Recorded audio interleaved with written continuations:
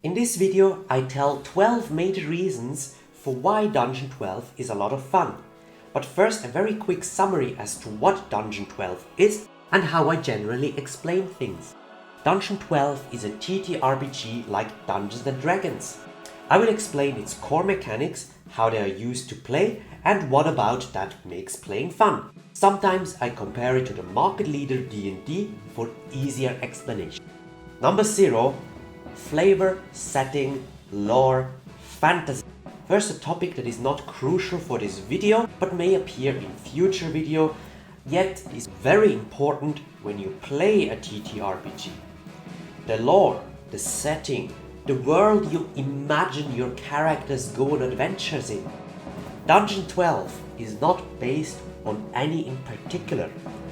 I will create one to use for people, but Dungeon 12 is purposefully made to be used in any fantasy setting. Its rules are broad and general to be applicable to countless fantasy worlds. Yet they go in depth where complexity caters to the fun of playing in your world. Yes, start the list of 12 reasons already. Number 1. Action economy.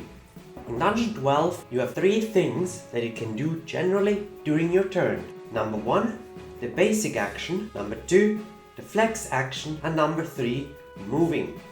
There are also reactions that you may do during your turn or during someone else's turns. What you can do with a reaction is very class specific and depending on how you build your character. In general, there are no opportunity attacks in this game, but yes, they actually are, but not every character can make opportunity attacks. Some will have other things they can do as reaction, but many can just not do the opportunity attacks.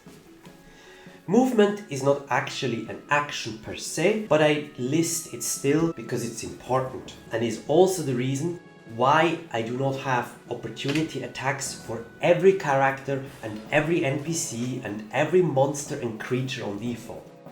In D&D, encounters often slow down a lot and people don't really move around, and that is mostly because of opportunity attacks. If you have several enemies next to you in melee, moving away would mean all of them make an attack against you.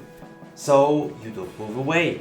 If the enemy is next to your fighter and your barbarian, that enemy will not move away, because otherwise your fighter and your barbarian, who hit pretty hard, will just strike them. Thus, often people just stand there. Thus, I removed the opportunity attack, respectively, I moved it into class abilities. So if you want to be able to do opportunity attacks, you must pick a class that gets it, and then also on level up, pick it. Back to action economy. As flex action, you can use either as a basic action, or you can use it to move again, or you can use it for any ability that requires a flex action. While the basic action can only ever be used for things that require a basic action, like a weapon attack, unarmed attack, or some basic spells. They usually require a basic action, while some stronger spells or stronger abilities often require a flex action. Flex stands for flexible, because this is your action where you choose what you want to be used on during your turn. You can use it for a strong ability, you can turn it into a basic action to just attack again, or you can use it to move some more. Just like in D&D 5th edition, in my game you can split your movement apart. This means you could move 2 tiles, use your basic action to smack an opponent, then move again 2 tiles, use your flex action to cast a powerful spell, and then move a little bit more.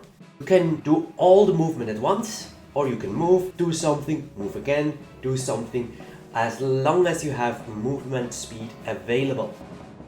Number 2, dice. In my experience, people who like to play TTRPGs like Dungeons & Dragons, they love to have dice. So many among my friends are little dice goblins that cherish their precious little dice.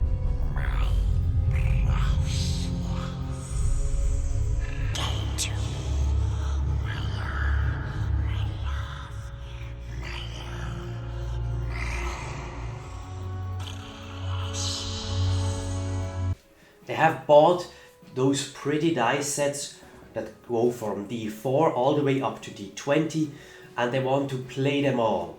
They want to roll their dice.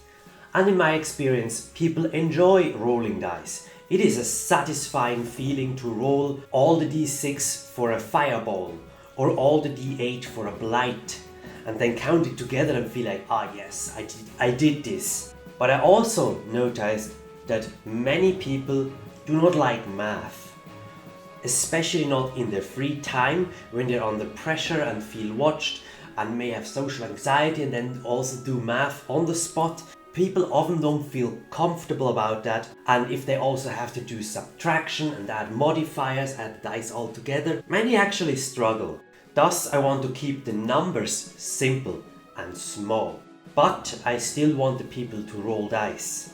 Problem I personally have with the way D&D and many other RPGs do the attack rolls is that D20 is the core dice. I dislike that.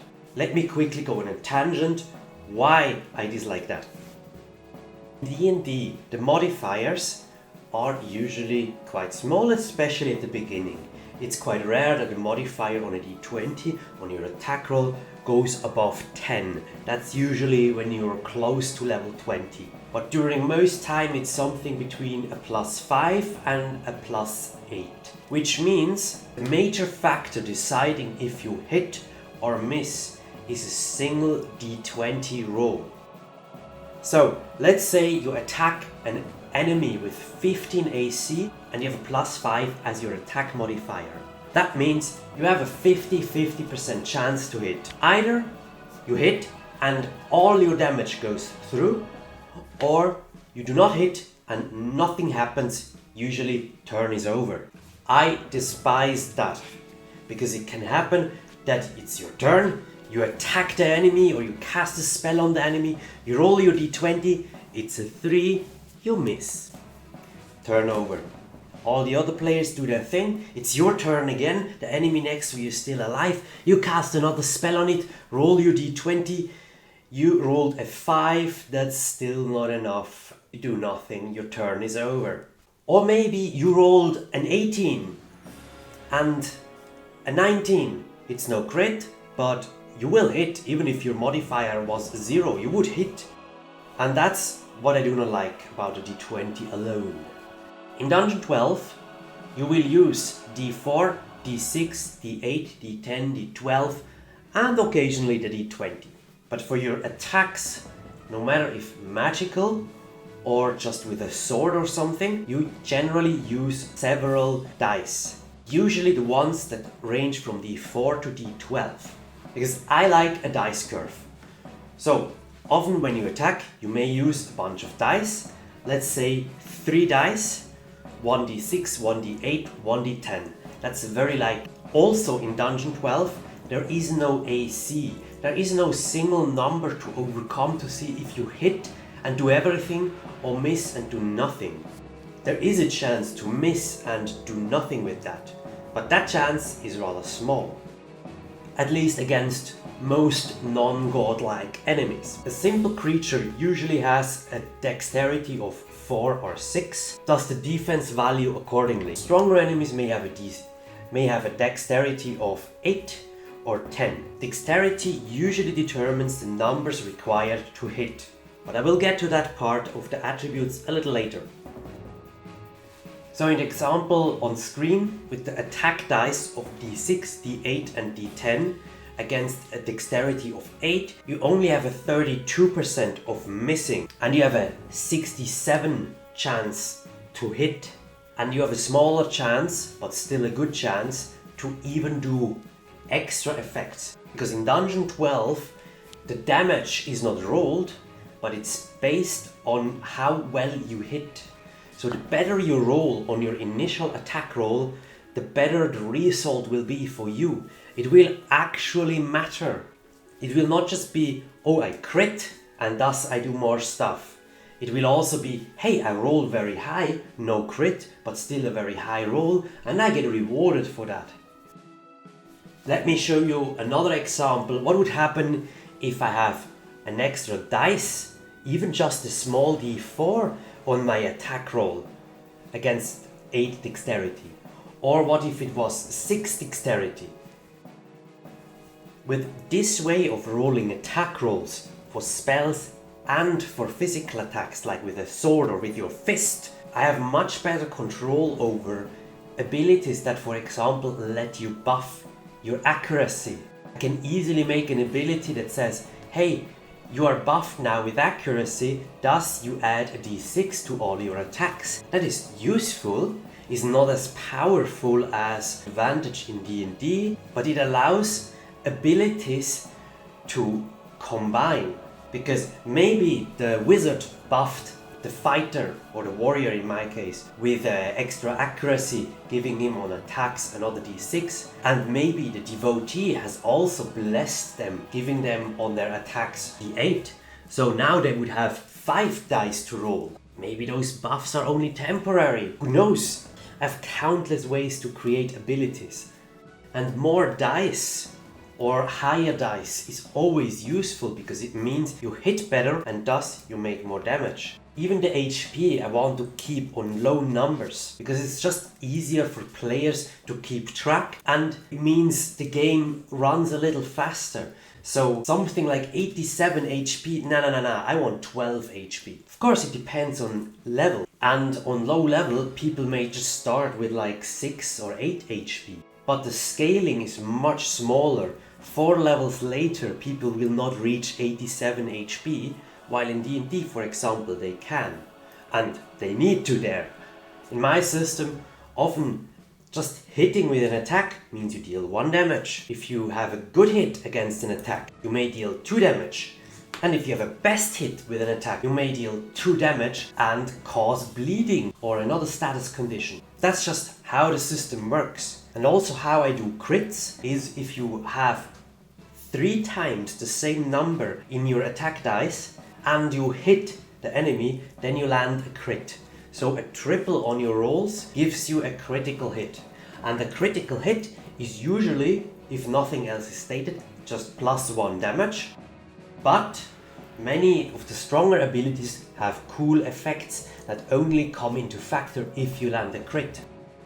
A triple giving you a critical hit means I could create a class ability potentially for the rogue where they are able to crit with only a pair in your rolls.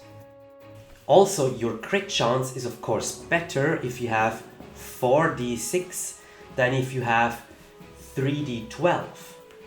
Even though your hit chance is better with 3d12, so maybe you could go for a crit build. On character creation, you have an impact on what dice you use. Number 3, stats and attributes. In Dungeon 12, you have 6 core stats. There are 3 defensive and 3 offensive. I'm not sure if I should call them attributes or just base stats. Let me know in the comments if you have a clear preference. The 3 offensive stats are Magic Might, Strength and Aim.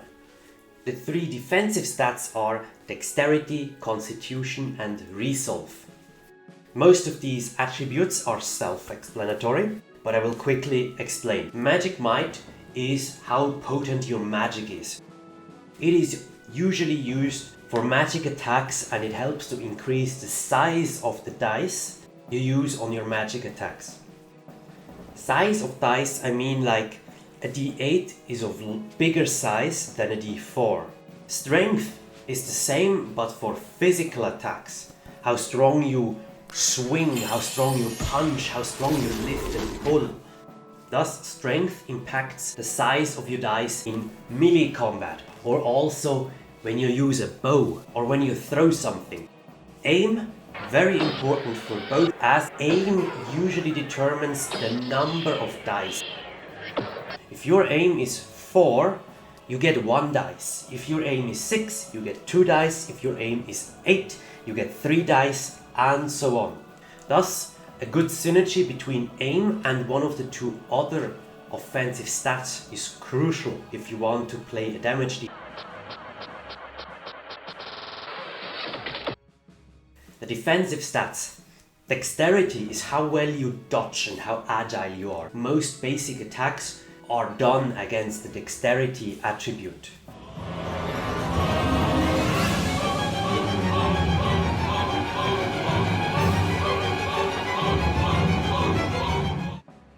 Constitution is kind of the same, but more for effects that would push you or that would strain you. So this can be very helpful against a pushing attack.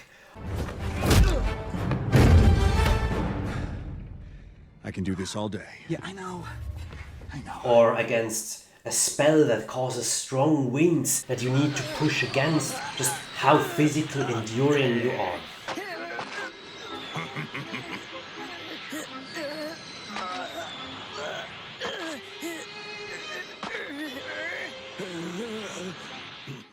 Resolve is the mental version of that.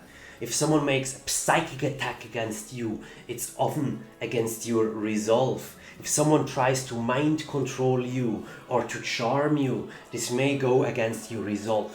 But how? How could I have lost to him? Mind crush! Emotional damage! By default, they are between 4 and 12. Skills. In Dungeon 12, unlike in most RPGs, skills are not based on your attributes. Skills are mostly used in role-playing situations or maybe in exploration, but rarely are they heavily used in combat. I don't like when some characters are on default better than others in a specific skill, no matter what, no matter their backstory. For example, conversation. Anyone could be good in conversation, no matter if they're a wizard, a warrior, or a druid. The same goes for all these skills, even athletics. Parkour! While sure, strength may help with some athletic checks, a wizard could also be trained in athletics. Maybe it's a war wizard that went to soldier school and trained a lot, so they have the way better technique than even the warrior. Sure, if you're good in strength and you've trained athletics, you will be the best. But someone with a good technique usually outshines someone who is just strong. The way skills work in Dungeon 12 is the same way attacks work. The DM chooses how difficult the task is you try to achieve, and then you roll your skill dice. Usually, if you haven't increased or decreased the skill, it is just 2d6 that you roll. And how well you roll determines how good the outcome is. It's not just fully succeed or fully fail. And being good in a skill allows you either to increase the size of the dice or the number of the dice, or both. Number 4, mana and cost of abilities. 小娘の脆弱な魔力。私は確かにこいつの迅速な魔法の物量に押し切られた。だが、なぜ魔力切れを起こさず、そんな芸当ができた? In Dungeon 12, I use the word mana for the resource that every character uses to make their abilities. Even basic weapon attacks require mana.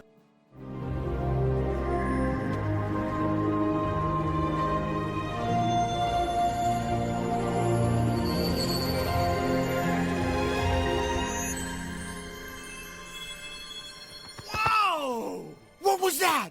That was chi. Wow! What's chi? The energy that flows through all living things. You can see mana as not like a magical body fluid, but more like some inner energy that you need to channel, like your spirit or your chi, your chakra, whatever you want to call it. In Dungeon 12, I just call it mana. Every character has red mana, blue mana, green mana, and yellow mana. Red mana only restores upon a long rest and is used for your most powerful abilities. No matter if that is a cool strike with your sword or if that is a powerful spell. Blue mana is used for a multitude of abilities and it restores during all kinds of rests. Green mana you have none of, at least outside of the combat. But the moment an encounter starts and you roll for initiative, you gain 1 green mana, and during the combat every class has their own way to generate green mana.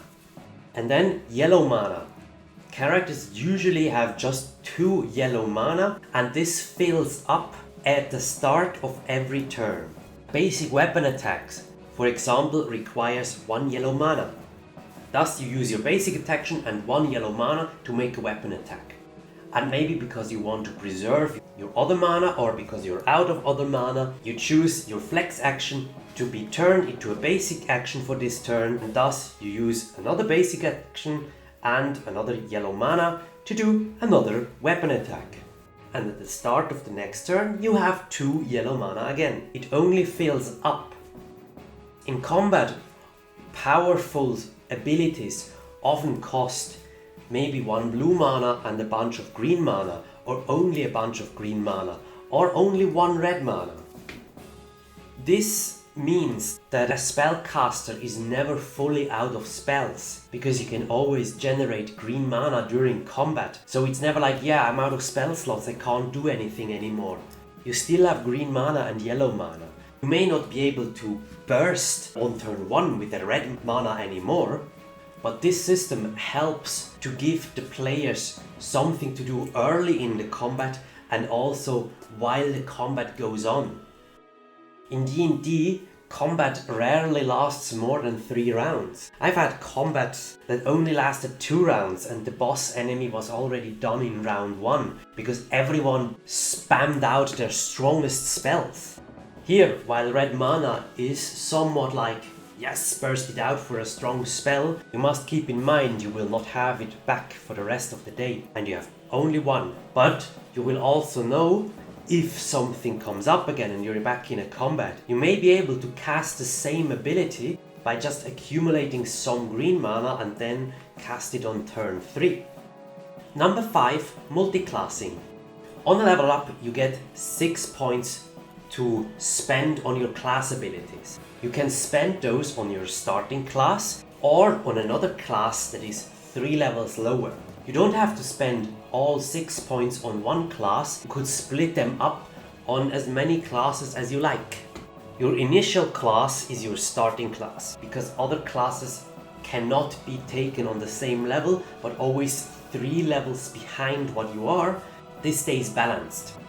Let me make an example of how this works. Antonio plays a wizard with a pointy hat and just got to level 4. He now chooses to multiclass. He likes one of the traits of the druids, so he spends 2 points of his level 4 level up points on a level 1 druid trait, but then spends the remaining 4 points on level 4 wizard traits. So he is level 4 and he is mostly a wizard, but he's also a little bit of a level 1 druid.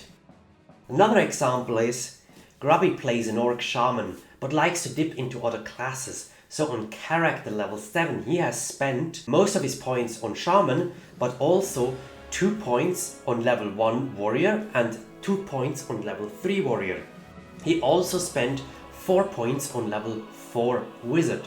With level 7 as his current level, it means he just now spent 4 points on level 4 wizard, and I guess the remaining 2 points on level 7 shaman. And before that, or during leveling up, he must have spent somewhere the 2 points on level 1 warrior and somewhere 2 points on level 3 warrior. Where you're spending it on your level up is up to you.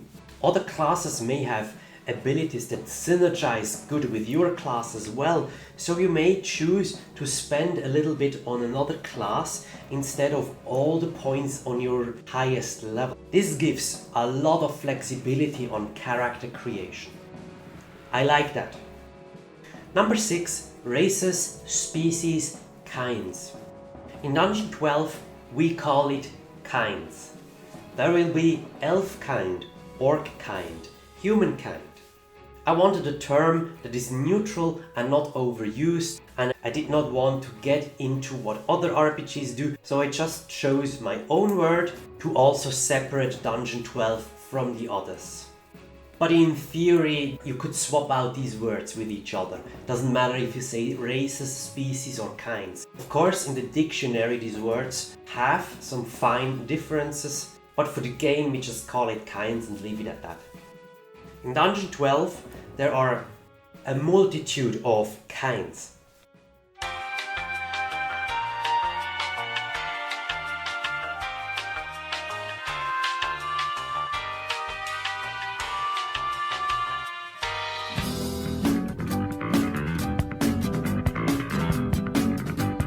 And I'll make sure that all have interesting abilities yet are balanced. Because I don't want that every elf is super good as a ranger and in general dwarves are not, or something like that.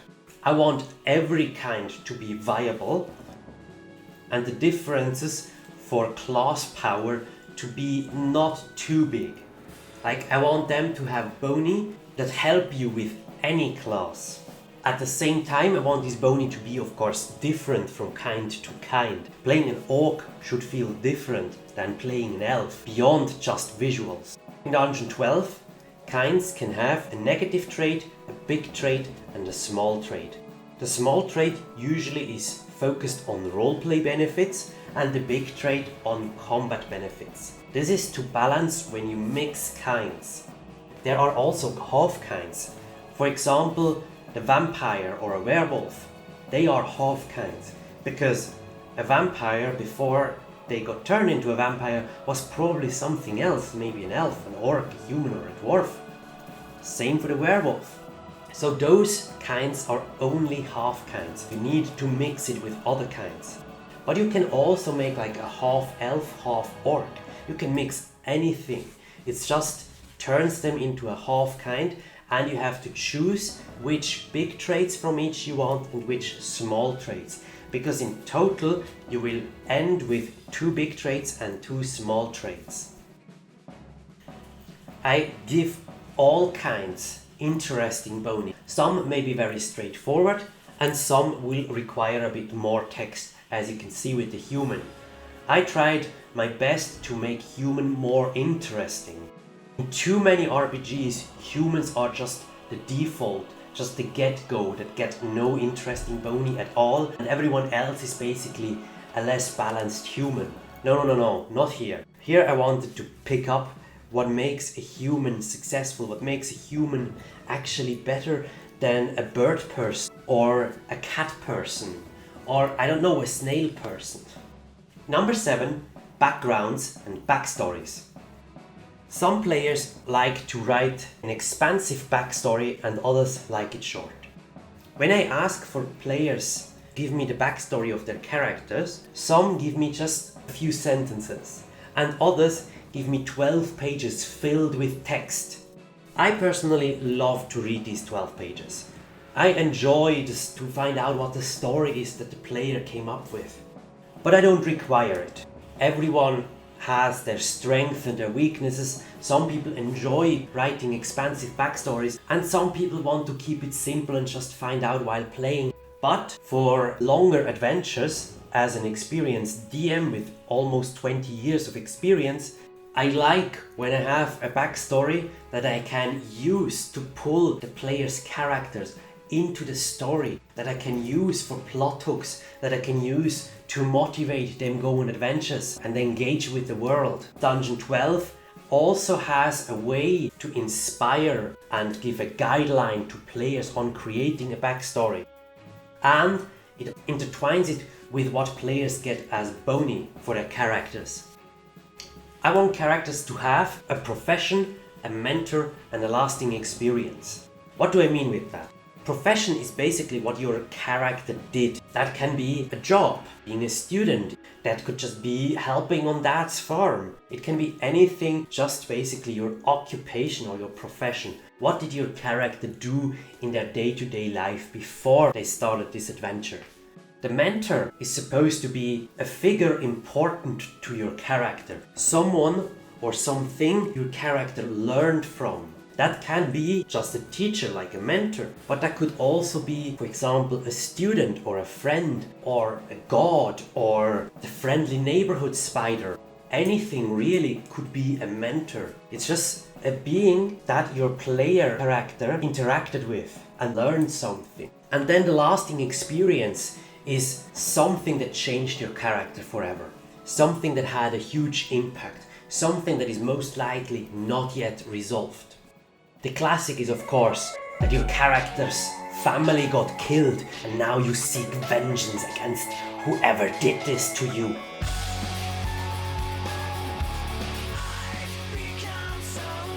While stereotypical, it totally works. And I'm honestly fine with that being the lasting experience and it being a vengeance backstory.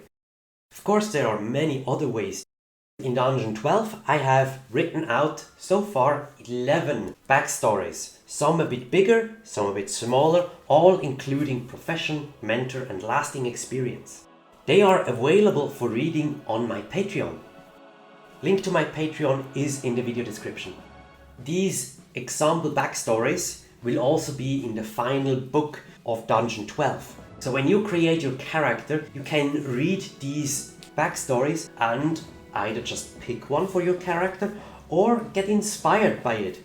Sometimes reading something or watching a movie or reading a manga or watching an anime or anything can inspire you to create a character. Or maybe you just want to play Aragorn, there's nothing wrong with that. Important in Dungeon 12 though, backstory also gives you a background, your big bony and your small bony. Once again, you get to spend points on each. You get points to spend on big bony and you get another source of points to spend on small bony. And what you want to spend it on is up to you. The big bony contain benefits for combat and the small bony contain benefits for roleplay and exploration. If you want to choose the bony first and then write the backstory, that's totally okay. If you want to write the backstory first and then choose the bonies accordingly, that's also okay. Which way you want to do it is completely up to you. I know people that prefer to create the character first and choose all the min-maxed skills and then write a backstory based on what they created. But I also know people that just go with a story, write out what happened, and then they create the character fitting the one in their story.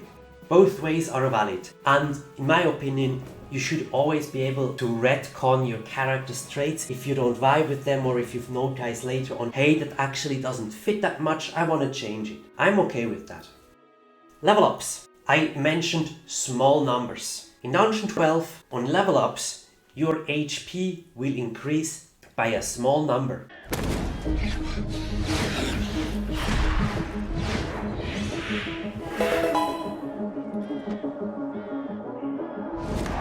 Welcome to the world, no heroes and villains. I don't want the HP to get into the hundreds and spells to deal 46 damage and such. I just want to keep the numbers small and easy for faster progression. Math during sessions slows the game down. I want combat to last for more turns in comparison to D&D, but I also want the turns to be faster, yet I want everyone to be able to take cool actions during their turn. With small numbers, this is achievable. Besides some extra HP, you also get ability points to spend. You will get 6 ability points to spend as mentioned in multiclassing. There may be abilities that cost only 1 point, there may be abilities that cost all the way up to 4 points. Every class has on every level many abilities and the total of all of them go way beyond 6 points. This means on level up you cannot just pick all the abilities that your class gets. You have to make a choice which one you want and spend your points accordingly. This way, a level 6 wizard and another level 6 wizard may look completely different even if they did not multiclass. I want all kinds of builds to be viable, with the goal to please mid-maxers and role players. Both. both is good. Min-maxer will be happy that they can find the perfect combination of traits to be really strong, and role players to be able to find a trait that supports their image of their character. Number 9, initiative and movement. Initiative is very simple, yet different. On default, you get 2d6 for your initiative. When combat starts, everyone rolls these 2d6 and that will be your starting number. The higher your number, the sooner you get your turn. But there are ways on character creations and on level ups where you can boost your initiative dice. Or there may also be abilities that you can use to retcon your initiative dice. Also, on every turn you have the option to reduce your initiative if you want to. Why would anyone want to reduce their initiative? Sometimes your warrior wants to get a buff from your wizard first, but your warrior has a 9 on initiative and your wizard a 6. This means the warrior can choose to reduce their initiative to be below the wizards. Thus the wizards is able to buff the warrior and the warrior can do their first action buffed up. And maybe on turn 2, the warrior chooses to not reduce their initiative anymore and goes with his full 9 initiative since they are still buffed. So in we go and smash we do. Movement. Movement is very straightforward. On a basic level, most characters have just 5 tiles movement. Of course, there is terrain that affects movement where you have to pay extra to actually traverse it. Respectively, you get slower. That could also be slippery terrain or other hostile terrain that can cause you to roll something or to just be slower in your move speed. There are rules how you move through allies and there are also rules to move through enemies. While you cannot move through the tile of an enemy that is the same size of you, if the enemy is much taller or much smaller, you can move through. For example, a human could easily walk through the tile of a rat. But at the same time, a rat could easily slip between the legs of a human, even if they are fighting each other. Thus, as long as the size difference is large enough, you are able to move through. Of course, you may need to pay a little bit of extra for that movement, because it's still close to a hostile creature. Number 10, equipment and death. Equipment. I will quickly go into armor, weapons, magic items and encumbrance. First, armor. Usually armor just gives a little bit of HP and that's it. As you may remember, there is no thing like an AC number or such. If you get hit, it's solely based on your defensive stats. Of course, it's still useful to have a bit more HP, especially if overall the HP numbers are very low. If your max HP is 12 and you add a shield or an armor or something that gives you 3 extra HP, that is quite impactful. Of course, there may be magic armor that gives extra benefits. And of course, some armors may have requirements. Weapons. A weapon determines the type of damage you deal with it. A hammer will deal blunt damage. A sword may deal slashing damage or piercing damage. Also, weapons give extra dice on an attack. For example, the short sword gives 1d6 on your melee weapon attack. Other weapons may give other dice, more dice or less dice. It may vary. As well as armor, some weapons may have requirements. Generally, for most characters, it's easy to wield a basic weapon and it's beneficial. Of course, there may be a class, maybe even more than one class, that is very good with their fists and kicks and acrobatics and all their martial arts.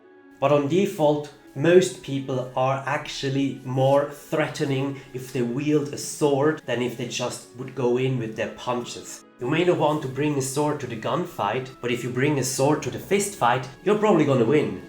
Magic items. Magic items can really do anything. I will create for Dungeon 12 a variation. Encumbrance. There will be item slots for items you equip, like helmets or armors on your chest or a necklace around your neck or rings on your fingers, shoes on your feet. And they will indicate how many of items you can wear there. Obviously, you can only wear one helmet on your head, unless you have multiple heads, I guess. But you can also carry more than just the items you have equipped, of course. You may have a helmet and a crown. Maybe the crown looks a little bit too dark and mysterious, so you don't want to wear it at all times, and you usually just wear your helmet. But sometimes when you're out in the wild, you may swap to the crown. In video games, when you enter a dungeon and loot it, you often can have a crazy amount of heavy and big items carrying around. And also in D&D there's the bag of holding that basically lets you carry everything. And while in theory that is a lot of fun, it can also turn some players really evil. I assume many that have been playing RPGs for a long time know players, maybe even have been players, that like, wait a second, so this bag of holding can carry as much as I want. I will go to the desert and fill it with sand. Sand of all the desert. And then they carry a bag of holding with tons of sand in it. I want to limit this a little bit, but I also don't want it to be the kind of game where you have to track weight of every little piece you carry around. Equipable items that you have not equipped will be limited in numbers. Also, some items may be extra heavy or extra big and they'll also be restricted in their number. But I try to keep it as simple as possible without breaking the game. I just want the game to have a simple solution for all the questions that may come up. Death. What happens when you drop to 0 HP or lower? So if you have like 2 HP and you take the crazy amount of 5 damage, you end up with minus 3 HP. That means you fall prone and you are close to death. This state can last for up to 10 turns. If you receive healing that puts you above 0 HP, you can stand up and keep fighting again. With the HP numbers being so low, every point of healing matters. What happens if these 10 turns pass? Then you are dead and will be carried by the ferrymen across the Styx. This takes the ferrymen 1 hour, and once you've traversed the Styx, you are permanently fully dead.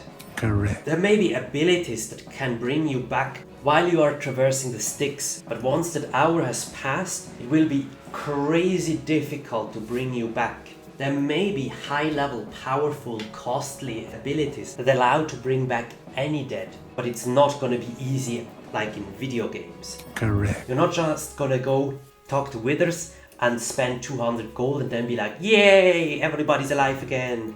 No. Number 11, resting and regeneration. Like in Mana Told, at the start of a turn, you recover your yellow mana. Also at the start of combat, you gain 1 green mana, but you lose it again at the end of combat. Resting allows you to regain health and some mana. Blue mana is recovered during short rests, and red mana is recovered during long rests. Short rests and long rests, while differing in the amount of time they take, are otherwise quite similar. It is expected that you chill and tend for wounds, maybe eat something, drink something, and lay down during rests. Both have different quality requirements. Quality requirements are good food or water, comfortable bedding, and there a warm place to stay. If you have fulfilled all 3 of those, you will get a quality rest and thus recover more, respectively get more benefits once it's done. If you do not fill them at all, you only get a very basic rest. This makes lighting a fire to cook food and to stay warm actually impactful.